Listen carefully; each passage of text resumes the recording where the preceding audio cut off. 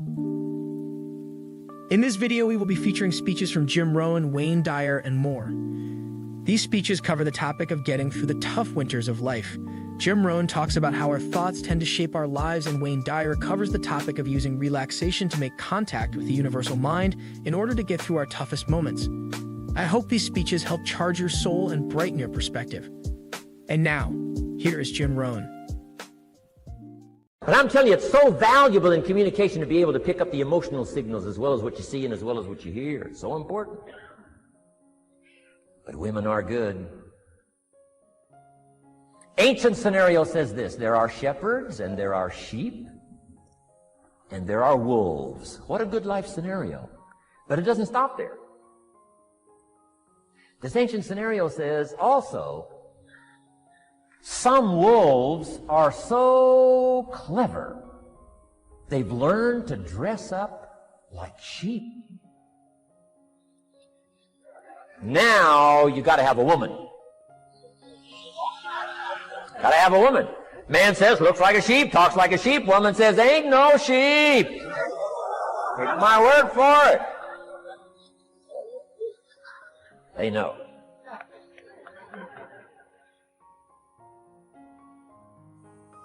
Read. Pick up the signals. Don't ignore the signals. Develop this personal development scenario, communication, financial independence, and all the rest. Now here's the last part. Intensity. Words mixed with emotion. Words mixed with hate. Words mixed with love. Words mixed with faith. Words mixed with courage. That's what's powerful. Words have a certain effect, but words loaded with emotion have an incredible effect. If I had a little straight pin, a guy buys a shirt, it's got all these little pins in it. I take out all these pins. If I took one of those little straight pins and I threw it at you, and let's say it reached you and hit you in the face or hit you in the hand, you'd feel it. It's a little straight pin. You'd feel it. That means I got you with my word. But what if I took that little straight pin and wired it to the end of an iron bar? See, I could drive that pin through your heart. The pin is the words, the iron bar is the emotions. The emotions. Here's the best I could share with you. Put more of you into what you say. Don't be casual in language. Don't be casual in words. Casualness leads to casualties on the freeway and in communication. Don't be lazy in learning good communication. And put more of you. Learn how to handle the winters. That's lesson 1. They come right after falls with regularity. Some are long and some are short and some are hard and some are easy, but they keep coming. You must learn to handle the nights. They come right after days. You must learn to handle difficulty. It comes right after opportunity. You must learn to handle recessions. They always follow progressions. For the last 6,000. See, it isn't going to change. The lesson you must learn is how to handle it. And there's all kinds of winters, right? The winter when you can't figure it out. The winter when it all goes smash. The winter when it turns belly up. The winter when it won't work, when you've run out of money and you've got a broken heart. See, those are winter times. There's all kinds. Economic winters, social winters, personal winters. When your heart is smashed in 1,000 pieces and the nights are unusually long, your prayers seem to go no higher than your head. It's wintertime. Barbra Streisand sings, "It used to be so natural to talk about forever, but used to be's don't count anymore. They just lay on the floor till we sweep them away. You don't sing me love songs, and you don't say you need me, and you don't bring me flowers anymore." A song of winter. But see, the disappointments come. Those are normal. That's part of life. But the question is, how do you handle it? How do you handle the coming winters and the disappointments and the downtimes? Well, you can't get rid of January by tearing it off the calendar. But here's what you can do. You can get stronger, you can get wiser, and you can get better. The winters won't change, but you can. Here's my last subject. It comes in two parts. First is the negative part. And I got just a couple of tips for you on negative. There wouldn't be positive without negative. It's part of the life scenario. Ancient script says it best. There's a time to laugh. And once you've learned to laugh, just keep on laughing. No. Just get another positive book. No. There's a time to laugh, what?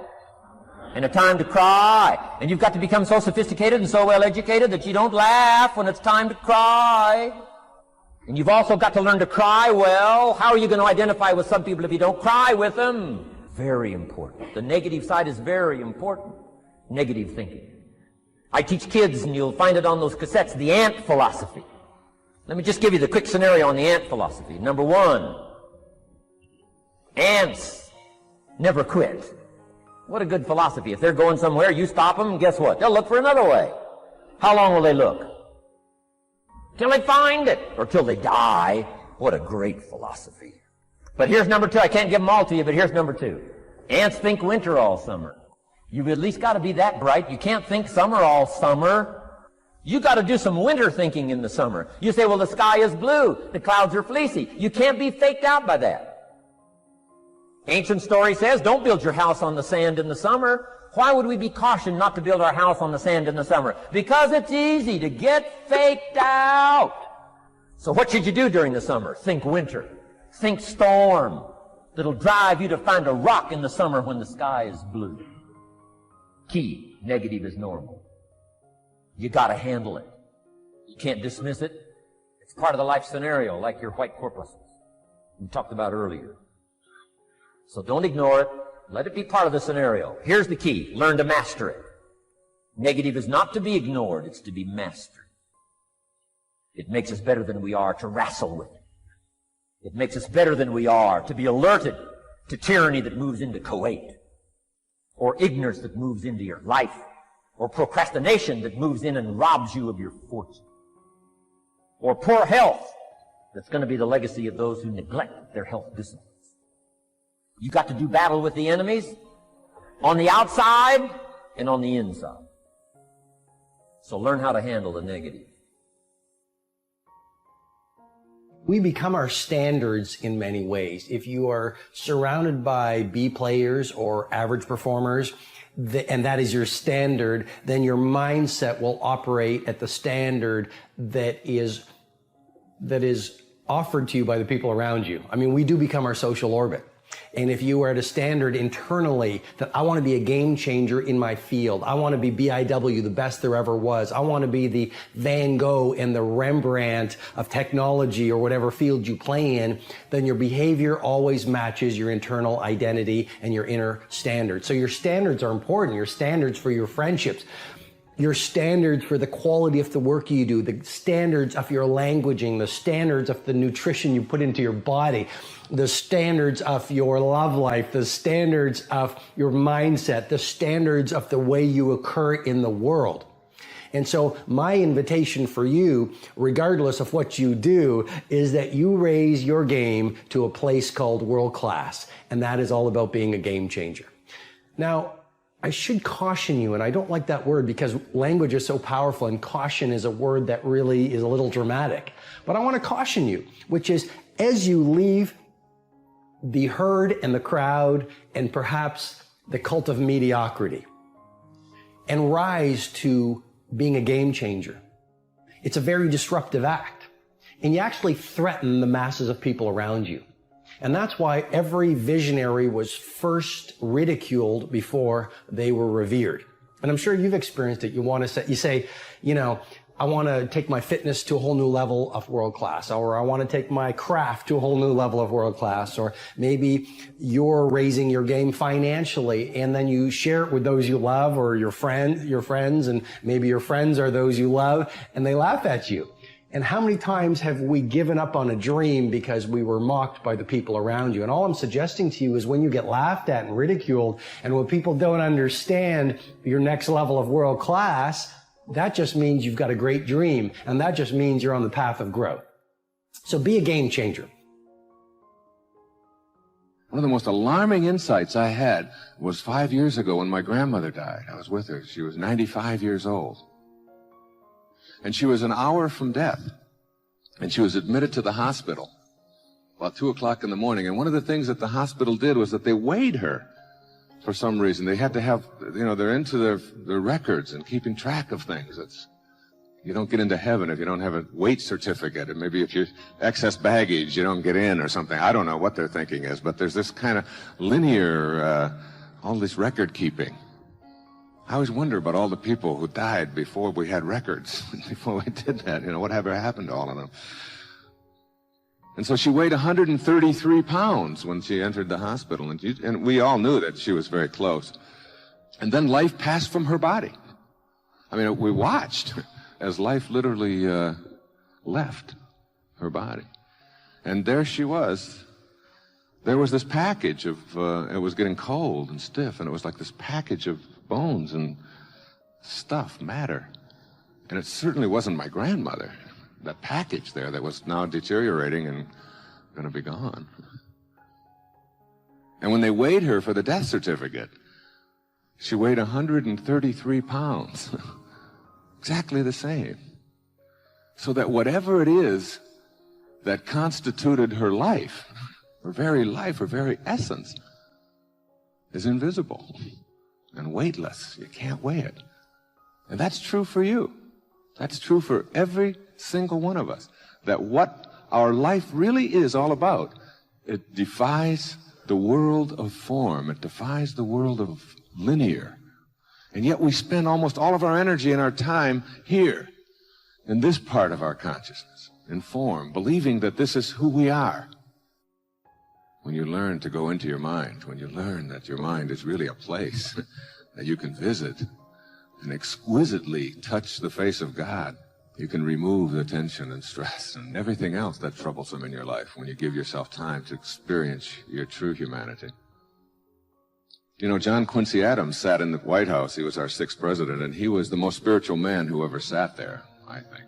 He was a man who rejected slavery while other people, including one of his best friends, Thomas Jefferson, practiced it. He was a man who was highly spiritual and very intellectual, perhaps the highest intellect of anyone who ever was there. And this is what he wrote about himself 3 days before he died in a letter to Thomas Jefferson. He used his house as a metaphor for his body. And this is really the message of what I have to say here today. He said, John Quincy Adams is well, but the house in which he lives at the present time is becoming dilapidated. It's tottering on its foundations. Time and the seasons have nearly destroyed it. Its roof is pretty well worn out. I can identify with that one, I'll tell you. Its walls are much shattered and tremble with every wind. I think John Quincy Adams will have to move out of it soon. But he himself is quite well, thank you. That concept of understanding that universal intelligence that is a part of our consciousness is not just something for mystics and people to go in loincloths and contemplate in caves. It's for us. It's for every one of us in the practice of our daily lives, in whatever business we're in. One of the things that's causing this funk that people are in is that we're living our lives, many of us at least, in these very unfulfilling ways, where you're going to this office with artificial light and you're doing something you don't want to do all day long, and then you get home and you're tired. And on top of that, you're eating potato chips and you're drinking soda, and your body is just like, what in the is this? We're supposed to be out in the fields. We're supposed to be walking up hills. We're supposed to be looking for animals or gathering vegetables. We're supposed to be doing all these things that our body's designed to do. We're supposed to be in nature. Yeah. And nature is like a medicine. Like it literally is a medicine to you. Like people that go, you don't have to go hunting. You don't have to go fishing. Just go hike, man. Just go hike up to the top of a mountain and look out. You know, there's a reward that you get from that is intensely like soul filling. Mm-hmm. There's like something about, like when I was in Colorado and there was this area of Boulder where you drive up one of these roads and there was this area where you could park And it was this incredible view, man. These people just park and just go out there and just look. But you get there and you park and you go, because you would see, you're literally seeing the Continental Divide. These snow-capped mountains in July. Yeah. In July, it's covered with snow because those mountains don't give a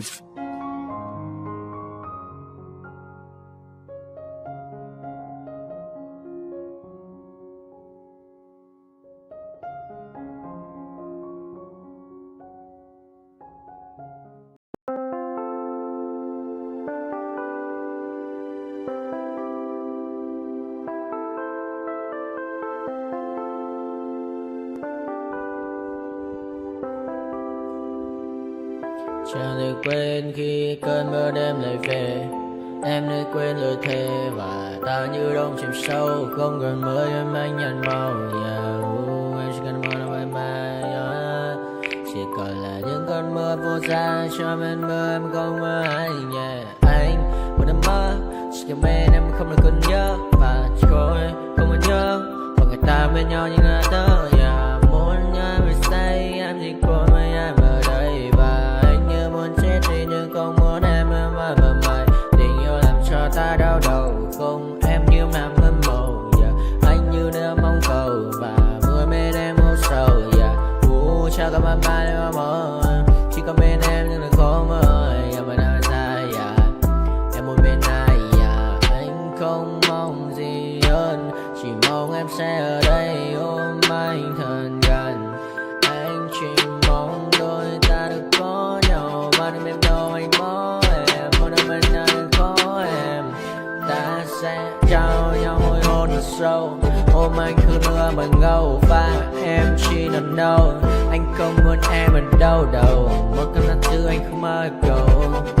Mà không đôi anh mà bên giờ. Anh chỉ là my friend.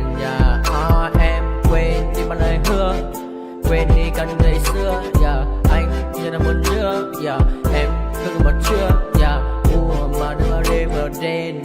Anh như một đôi mà kem. Không như là ba trên thêm. Cho em nhiều hơn như là kem. Chỉ cần là mưa thôi. Em chỉ cần là mưa thôi. Còn ai sẽ là nắng rồi.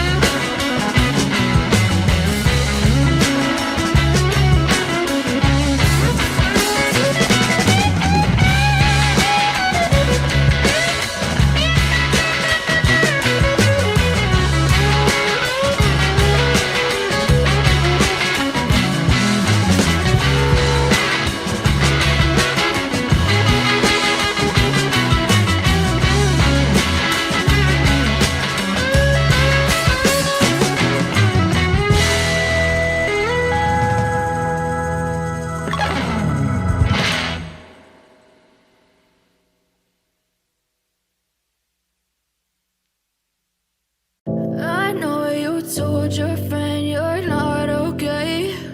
And tell me what's wrong and why you never said you felt that way. And guess you're trying to stay strong and fake a smile until I look away. But I've known you too long, it hurts to watch your blue eyes fade to gray as you fade away, as you fade away.